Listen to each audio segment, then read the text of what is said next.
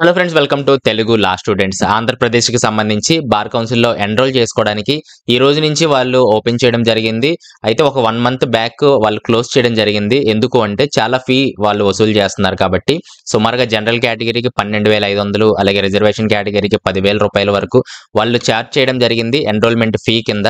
కానీ చాలా పెద్ద మార్పుల చేత మళ్ళీ ఈ రోజు నుంచి స్టార్ట్ అయింది. ఆ పెద్ద మార్పులు ఏంటంటే జనరల్ కేటగిరీకి కేవలం 1,250 రూపాయలు మాత్రమే. 12,500 ఎక్కడ, 1,250 ఎక్కడ, రిజర్వేషన్‌కి 650 రూపాయలు మాత్రమే. కాబట్టి ఈ విధంగా చాలా పెద్ద మార్పులైతే తీసుకురావడం జరిగింది. అసలు కొత్తగా చూసే వాళ్ళకి ఇదంతా కొంచెం అయోమయంగా ఉంటది. ఎందుకంటే ఎన్రోల్‌మెంట్ ఏంటి, ఏఏబీఏ ఏంటి అని చెప్పి వాళ్ళు కూడా చూడండి క్లియర్‌గా చెప్పడానికి ప్రయత్నం చేస్తాను.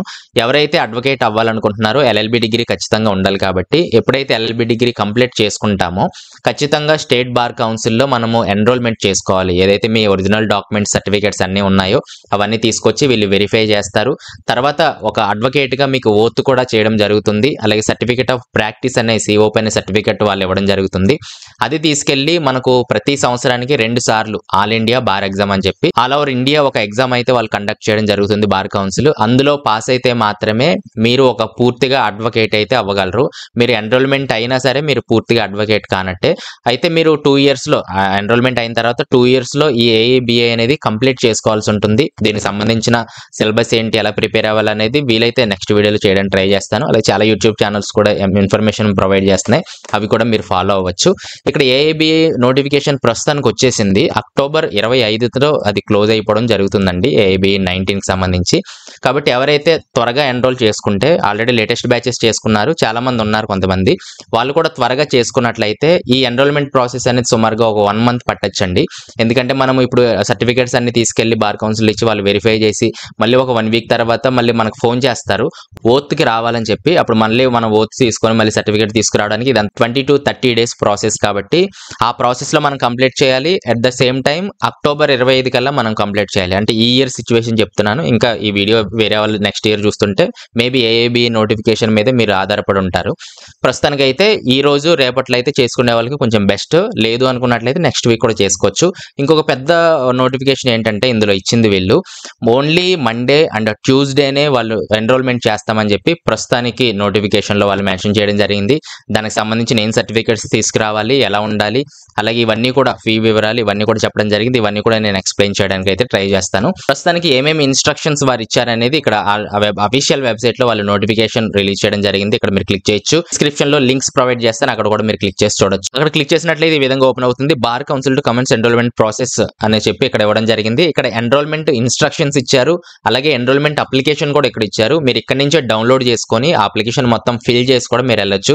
వీలైతే నేను రేపు విజయవాడ వెళ్దాం అనుకుంటున్నాను నేను కూడా ఎన్రోల్‌మెంట్ చేసుకోవడానికి. అయిన తర్వాత ఏ విధంగా చేయాలని చెప్పి సెపరేట్ వీడియో చేస్తాను. నెక్స్ట్ ఎవరైతే జూనియర్స్ ఉన్నారో వాళ్ళు కూడా ఉపయోగపడే అవకాశం ఉంది. కాబట్టి ఇక్కడ అప్లికేషన్ ఇచ్చారు. ఇది డౌన్లోడ్ చేసుకొని మీరు ఇంటి దగ్గర నుంచే ఫిల్ చేసుకొని వెళ్ళొచ్చు. అలాగే ఎన్రోల్‌మెంట్ ఇన్‌స్ట్రక్షన్స్ కూడా ఇచ్చారు. ఏమేమి ఎలా ఉండాలి అని చెప్పి ఇక్కడ చాలా ఇంపార్టెంట్ ఇచ్చారు. చూద్దాము. ఫస్ట్ వాళ్ళు మండే, ట్యూస్డేనే చేస్తామంటున్నారు. అలాగే ఫస్ట్ ఏంటంటే పేమెంట్ చలాన్స్, మనం చలాన్స్ కూడా పే చేయాలి ఏదైతే ఫీ ఉందో. అలాగే 10:30 to 12:30 వరకు మాత్రమే అప్లికేషన్స్ ప్రొవైడ్ చేస్తారు. లేదా చలాన్స్ కూడా పే చేయించుకుంటారు. అప్లికేషన్స్ ఎప్పుడు తీసుకుంటారు అంటే 2:30 to 4:30 PM ఆఫ్టర్‌నూన్ నుంచే వాళ్ళు తీసుకోవడం అయితే జరుగుతుంది. మార్నింగ్ మనం అంతా ఫిల్ చేయడం ఇవన్నీ చేయడం ఉంటుంది. ఫస్ట్ పాయింట్‌లోకి వచ్చేసినట్లయితే ఇక్కడ టైమింగ్ గురించి వాళ్ళు చెప్పడం జరిగింది. తర్వాత who is full or part time service or employment or engaged in trade, business profession shall not be admit as an advocate. కాబట్టి ఎవరైతే బిజినెస్‌లో ఉద్యోగస్తులు ఏవైతే ఉన్నాయో వాళ్ళైతే అడ్వకేట్ అవ్వడానికి మీరు అర్హులు కాదు అని అయితే వాళ్ళైతే డైరెక్ట్‌గా చెప్తున్నారు. మరి మీరు చాలా మంది ప్రైవేట్ జాబ్స్ చేస్తా ఉంటారు కదా, మీ పరిస్థితి ఏంటి అంటే ఎవరైనా సరే మీ మీద కంప్లెయింట్ చేయనంత వరకు కూడా మీరు మేనేజ్ చేసుకోవచ్చు. ఎవరైనా కంప్లెయింట్ చేసినట్లయితే మీ అడ్వకేట్ లైసెన్స్ అనేది వాళ్ళు క్యాన్సిల్ చేయడం అయితే జరుగుతుంది. కాబట్టి ప్రస్తుతానికి పర్వాలేదులేండి, చాలా మంది చేసుకుంటూ వెళ్తున్నారు, ప్రాబ్లం అయితే లేదు. సెకండ్ పాయింట్ చూస్తే ఎప్పుడైతే మనం అప్లికేషన్స్ ఇస్తామో మళ్ళీ వాళ్ళు ఎన్రోల్‌మెంట్ చేసే సమయానికి ఓత్‌కి మళ్ళీ పిలుస్తారు కదా, అప్పుడు మళ్ళీ వాళ్ళు ఇన్ఫార్మ్ చేస్తామని అయితే చెప్పడం జరుగుతుంది. థర్డ్ పాయింట్ చూస్తే 1 పాస్‌పోర్ట్ సైజ్ ఫోటోగ్రాఫ్ అంటున్నారు వితౌట్ రోబ్స్. అంటే బ్లేజర్స్ గానీ, కోట్స్ గానీ ఏమీ లేకుండా జస్ట్ షర్ట్ గానీ లేదా లేడీస్ అయితే మామూలు డ్రెసెస్‌తో పాటు వాళ్ళైతే తీసుకోవడానికి ఒక పాస్‌పోర్ట్ సైజ్ ఫోటో తీసుకోవడానికి ట్రై చేయండి. మామూలుగా మన జూనియర్స్ లేదా సీనియర్స్‌ని అడిగితే 2 పాస్‌పోర్ట్ సైజ్ ఫోటోస్ అయితే క్యారీ చేయండి అయితే వాళ్ళు చెప్పడం జరుగుతుంది. ఒకటి అప్లికేషన్‌లో అంటించడానికి, రెండోది ఏమైనా సేఫ్ సైడ్ ఉంటే బావుంటది. మిగిలిన ఎక్కువ పట్టుకెళ్ళినా ప్రాబ్లమ్ లేదు. తర్వాత మెయిన్‌గా ఫోర్త్ పాయింట్‌లో ఏమేం సర్టిఫికేట్స్ తీసుకెళ్ళాలి అంటే ఫస్ట్ మీరేం చేయాలంటే ఈ సర్టిఫికేట్స్ నేను చెప్పబోయే సర్టిఫికేట్స్ ముందు గెజిటెడ్ ఆఫీసర్ చేత సైన్ చేయించాలి. ఏదైతే జిరాక్స్‌ల మీద సైన్ చేయించాలి. అయితే మనము మార్క్స్ మెమోస్ ఉంటాయి కదా! A4లో టోటల్ ఫుల్ అయిపోతాయి. మరి సైన్ ఫ్రంట్ సైడే చేయించాలి కాబట్టి మీరు ఫోటోషాప్‌లో కొంచెం ఎడిట్ చేయండి. కింద సైను, స్టాంప్ పట్టేటట్లుగా కొంచెము పైకి లేపి దాన్ని ఎడిట్ చేసేసి మీరు అక్కడ సైన్ చేయించడానికైతే ప్రయత్నం చేయండి. ఫస్ట్ ఒక 5 సర్టిఫికేట్‌లు వీళ్ళు మెయిన్‌గా చెప్పడం జరుగుతుంది. ఫస్ట్‌ది ఎస్ఎస్‌సి అండి. 10th మార్క్స్ మెమో ఒకటి మీరు ఒరిజినల్ క్యారీ చేయాలి. అలాగే జిరాక్స్‌తో ఇక్కడ మనకు గెజిటెడ్ సైన్ చేయించాలి. నెక్స్ట్‌ది ఇంటర్మీడియేట్ మార్క్స్ మెమో ఏదైతే ఉందో దాన్ని జిరాక్స్ తీసి దాని మీద కూడా గెజిటెడ్ సైన్ చేయించాలి. తర్వాత ఎవరైతే గ్రాడ్యుయేషన్ చేశారో వాళ్ళు ఏం చేయాలంటే ఓడీ సర్టిఫికేట్ ఉంటది కదా! ఒరిజినల్ డాక్యుమెంట్ అని చెప్పి దాన్ని కూడా జిరాక్స్ తీయించి దాని మీద కూడా గెజిటెడ్ సైన్ చేయాలి. తర్వాత ఎల్ఎల్బీ సర్టిఫికేట్ ఓడీ ఉంటే ఓడీ పెట్టాల్సి ఉంటుంది. ఓడీ ఇంకా రానట్లయితే ప్రొవిజనల్ ఉంటది కదా! ప్రొవిజనల్ జిరాక్స్ మీద గెజిటెడ్ సైన్ చేయించాలి. ఎవరైతే ఎస్సీ, ఎస్టీ కేటగిరీకి ఉన్నారో వారు క్యాస్ట్ సర్టిఫికేట్ మీద కూడా గెజిటెడ్ సైన్ చేయించాలి. మెయిన్‌గా ఈ 5 వీట్ల మీద చేయించాలి. ఒకవేళ క్యాస్ట్ మీకు లేనట్లయితే మిగిలిన 4 వీట్ల మీద మీరు గెజిటెడ్ సైన్ చేయించాలి. ఓన్లీ జిరాక్స్ కాపీ మీద. అలాగే ఒరిజినల్స్ కూడా మనం క్యారీ చేయాలి. రిమైనింగ్ ఏమీ వాళ్ళు చూడట్లేదు అని అయితే చాలా మంది చెప్పారు. అయినప్పటికీ మీరు రిమైనింగ్ ఏదైతే ఒరిజినల్ డాక్యుమెంట్స్ ఉన్నాయో ఒకవేళ మీరు పీజీ చేస్తే పీజీ ఓడీ మీద కూడా మీరు గెజిటెడ్ సైన్ అయితే చేయించాలి. ఇంకా ఎక్స్ట్రా ఏదైతే చేసినట్లయితే వాటి మీద కూడా మీరు చేయించాల్సి ఉంటుంది. మెయిన్‌గా అయితే ఇవన్నమాట.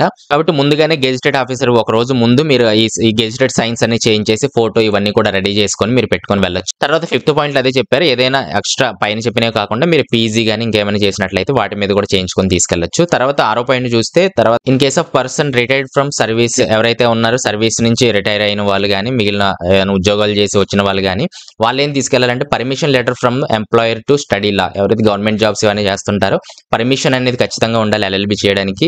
అప్పుడు పర్మిషన్ లెటర్ ఉంటేనే ఇప్పుడు మీకు అడ్వకేట్ గా నమోదు చేయడం జరుగుతుంది.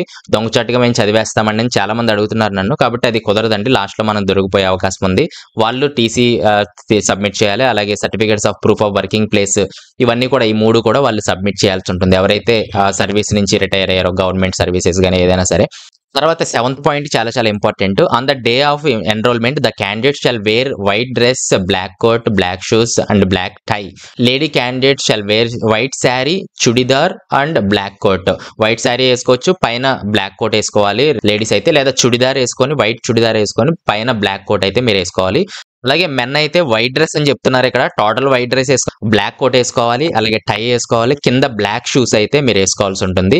ఎప్పుడు అంటే ఎన్రోల్మెంట్ టైము ఇప్పుడు మీరు అప్లికేషన్ ఇవ్వడానికి మాత్రమే వెళ్తున్నారు.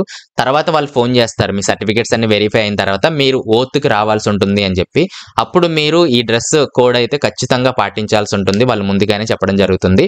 అలాగే చాలా మంది కోట్స్ కుట్టించుకుంటే కుట్టించుకోండి, లేకపోతే నేను రేపు వెళ్తున్నాను కదా అక్కడ ఏదైనా అడ్రస్ చూస్తాను, ఒక షాప్ లో డైరెక్ట్ రెడీమేడ్ గా వాళ్ళు అమ్మేయడం జరుగుతుంది కోట్స్. మనం అక్కడ డైరెక్ట్ గా పర్చేజ్ చేసి మనం తీసుకొని వెళ్ళొచ్చు. ఆ నెక్స్ట్ వీడియోలో ఫుల్ ఇన్ఫర్మేషన్ అయితే మీకు చెప్పడానికి ట్రై చేస్తాను. ప్రస్తుతానికి ఇవన్నీ కూడా మీరు అరేంజ్ చేసుకోవచ్చు.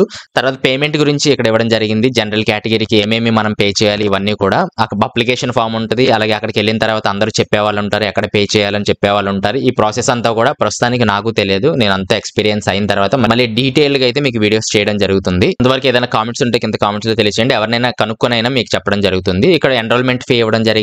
జనరల్ కేటగిరీకి 1250, ఎస్సీ ఎస్టీ కేటగిరీ 625 రూపాయలు చెప్పి. సో ఈ విధంగా ఎన్రోల్మెంట్ ఇన్స్ట్రక్షన్స్ అయితే వాళ్ళు ఇవ్వడం జరిగింది. మళ్ళీ చదువుకోండి. ఈ వెబ్సైట్ లింక్ కూడా నేను డిస్క్రిప్షన్ లో పెట్టేస్తాను, లేదా బార్ కౌన్సిల్ ఆఫ్ ఆంధ్రప్రదేశ్ అన్న మీకు ఓపెన్ అవ్వడం అయితే జరుగుతుంది. కాబట్టి ప్రస్తుతానికి ఆ 5 సర్టిఫికేట్లు రిమైనింగ్ ఒరిజినల్ సర్టిఫికేట్స్ కూడా మీరు తీసుకువెళ్ళండి. అయితే టోటల్ మనం ఫస్ట్ వెళ్ళినప్పుడు వాళ్ళు అన్ని ప్రాసెస్ అంతా చెప్తారు. గ్యాప్ వాళ్ళకి ఎంత ఫీ పే చేయాలి అంటే 5 years గ్యాప్ తక్కువ ఉన్నట్లయితే ఎంత పే చేసుకోరంట. తర్వాత అఫిడవిట్లు ఏంటి ఇవన్నీ కూడా వాళ్ళ దగ్గర ఉండి మొత్తం అన్ని చెప్తారు. కాబట్టి కంగారు పడాల్సిన అవసరం లేదు. మనము ఇంటి దగ్గర నుంచి ప్రిపేర్ అవ్వాల్సినవి అన్ని కూడా నేను ఇక్కడ చెప్పడం జరిగింది. అక్కడికి వెళ్ళిన తర్వాత చాలా ప్రాసెస్ అయితే ఉంటుంది. మార్నింగ్ 10 కల్లా మనం రీచ్ అయితే ఈవినింగ్ దాకా అయితే మనకు ప్రాసెస్ జరుగుతుందని అయితే చాలా మంది చెప్పడం జరిగింది. జరిగింది. అలాగే ఒక పెన్ ఒకటి, ఒక గ్లూ అంటే ఫోటో అతికించుకోవడానికి, అలాగే వైట్నర్ కూడా క్యారీ చేయమని అయితే కొంతమంది చెప్పారు. ఎందుకంటే ఏదైనా మిస్టేక్స్ ఉంటే వైట్నర్ తో మనం సరి చేయడానికి ఉంటుందని చెప్పి. ప్రస్తుతానికి వీడియో అయితే ఇది అర్థమైంది అనుకుంటున్నాను. చాలా కన్ఫ్యూజ్ అయిపోయాను నేనే. ఎందుకంటే నాకు అర్థమైంది వేరు, మళ్ళీ మీకు నాకు అర్థమైందని చెప్పడానికి ఒక 4, 5 టేక్స్ తీసుకున్నాను ఈ వీడియో. సో ఏదైనా కామెంట్స్ ఉంటే కింద కామెంట్స్ లో తెలియజేయండి. నేను కనుక్కొనైనా మీకు రిప్లై ఇవ్వడానికి అయితే ట్రై చేస్తాను. నెక్స్ట్ వీడియోలో మళ్ళీ కలుస్తాను. Thanks for watching.